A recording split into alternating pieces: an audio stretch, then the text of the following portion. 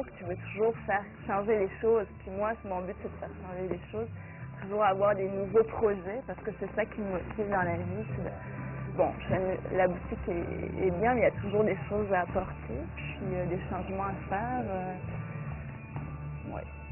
J'ai la boutique depuis 7 ans, ça fait à peu près, je vais compter, ça fait à peu près 15 ans que je fais des vêtements et que je suis dans ce milieu-là finalement, parce que je suis restée dans le même milieu depuis toutes ces années, puis c'est ça qui fait que ça m'a donné le goût d'ouvrir ma boutique et de faire mes propres vêtements. Je voulais créer quelque chose qui était différent, puis c'est pour ça que je suis encore là-dedans, c'est pour faire quelque chose de différent. Et puis, pourquoi les vêtements? Parce que bon, c'est une des bases des milieux alternatifs, c'est la musique, les vêtements, la danse. Et puis, c'est des choses justement qui m'intéressent en général. J'aime inventer des nouvelles coupes, des nouvelles formes, que ce soit dans les vêtements gothiques, punk. Mon inspiration, je la prends dans la rue, dans les concerts, quand je sors dans les discothèques. Dans les magazines un petit peu, c'est sûr que tu t'influences plus ou moins des tendances, même si on est quand même underground, là, on s'influence quand même des tendances, puis des nouveaux tissus qui sortent, et, de tout ce qui se passe, de tout ce qu'il y a autour.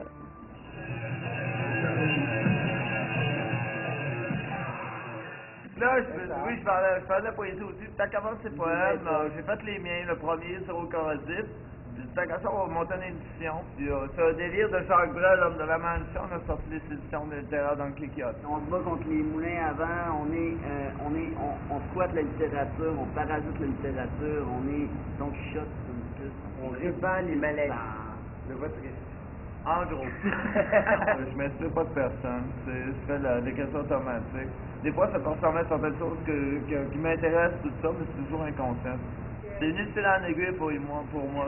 Tu m'aurais parlé de poésie il y a 5-6 ans, puis tu m'as dit que j'avais eu un livre, puis que j'avais fait des soirées de poésie, je t'aurais dit d'en faire. La poésie, c'est important. On démocratise directement la poésie. Le monde y achète le prix qu'ils veulent. Contribution volontaire. Quand tes sentiments ils rejoignent vraiment ce que ton cheminement intellectuel y a fait, à un moment donné, ça...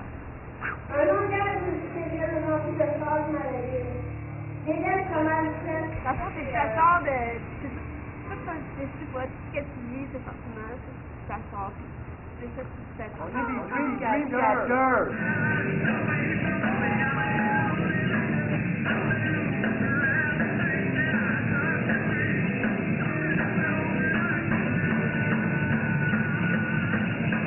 C'est pas tout le monde qui est sérieux, c'est pas tout le monde qui veut pousser, mais moi j'étais tout le temps le plus motivé, fait que finalement j'ai comme tout lâché les autres affaires puis j'ai parti mon projet.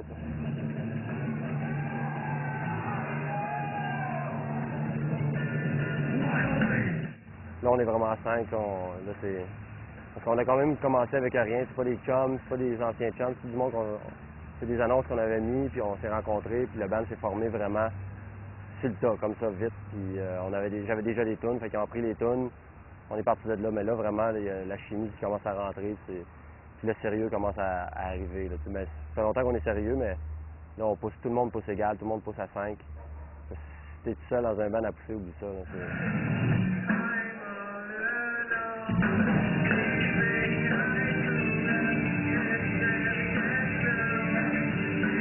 Ma carrière, c'est la musique, c'est vraiment mon but, c'est que ça marche pour moi, c'est que je veux en vivre, c'est ça.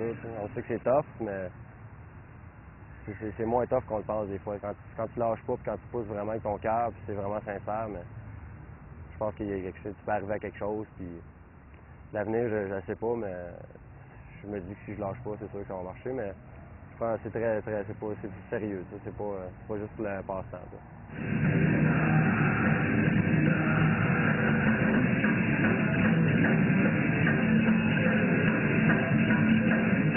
Mon inspiration, c'est plus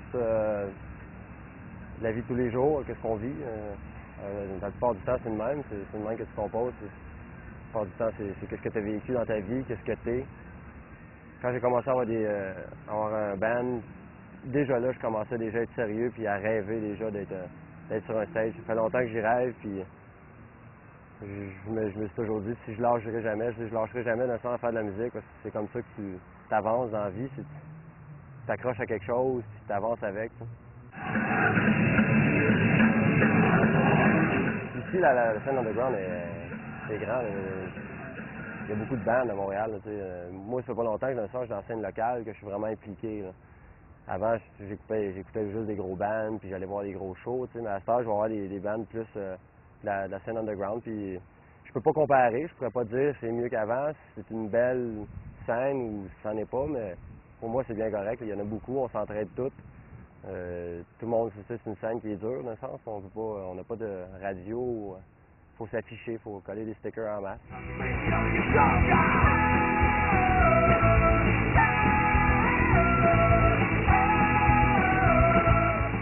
Le graffiti, avant tout, c'est marquer ton nom, ok, et puis le plus possible. Alors, c'est le plus possible, c'est pas dans les caves, hein. C'est inutile. C'est le plus possible dans des places les plus voyantes possibles. Donc, c'est ça. Quand tu as compris ça, tu dis le graffiti. Tu sais ce que c'est le graffiti. J'ai commencé le graffiti pour différentes raisons. Alors, en fait, j'étais assez jeune, j'avais 13-14 ans. J'aimais bien faire des bêtises et puis j'avais aussi quelques problèmes familiaux, entre guillemets. J'étais souvent dans la rue.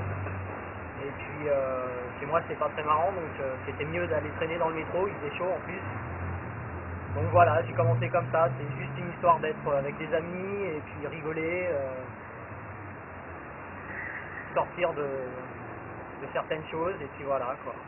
J'ai commencé à pratiquer, à peindre directement sur les lignes de train de chemin de fer, sur les murs qui séparent en fait la voie ferrée des maisons, des habitations. Et puis c'est des lieux assez paisibles, on y allait là-bas peindre sur ces murs-là la nuit. Après, il y avait plus de train, donc c'était sécuritaire, c'était quand même la nuit, il y avait une petite montée d'adrénaline, on se trouvait tough, là, on se trouvait assez délinquant quand même. Là. Je sais pas si c'est la nostalgie, mais j'aime bien retourner dans des places comme ça. J'aime bien les endroits qui sont un peu détruits. Je dis pas que c'est Beyrouth, tu vois, mais quand c'est gris, puis moi je viens poser un graffiti en couleur, mon graffiti ressort encore plus en fait. Un graffiti sur une maison bien peinte, en blanc ou en beige, super clean, pour moi ça n'a pas d'intérêt. Le graffiti, il est bien, il est joli, si il est sur quelque chose qui est pas propre, qui est pas joli, qui vient embellir. Ça lui donne plus de force. Partout où le graffiti commence, il commence par l'underground. Il n'y a pas une place où le graffiti va commencer directement, ça va être des murs autorisés, des expositions, des galeries. Ça commence par ça. Après ça évolue, tu vois, mais ça commence obligatoirement par l'underground. Les places qu'on a visitées en dehors de la France, même en France même, parce que c'est des places où on ne serait peut-être jamais allé si on n'aurait pas fait le graffiti, quoi. Moi, j'aurais peut-être pas été curieux d'aller en Allemagne si je faisais pas du graffiti, quoi. C'est parce que je voulais voir les graffitis allemands et anglais aussi, et puis espagnols et tout ça, quoi. Donc, si j'aurais pas le graffiti, très certainement, je serais encore dans ma cité HLM à 15 étages de haut, et puis 300 blocs autour de moi.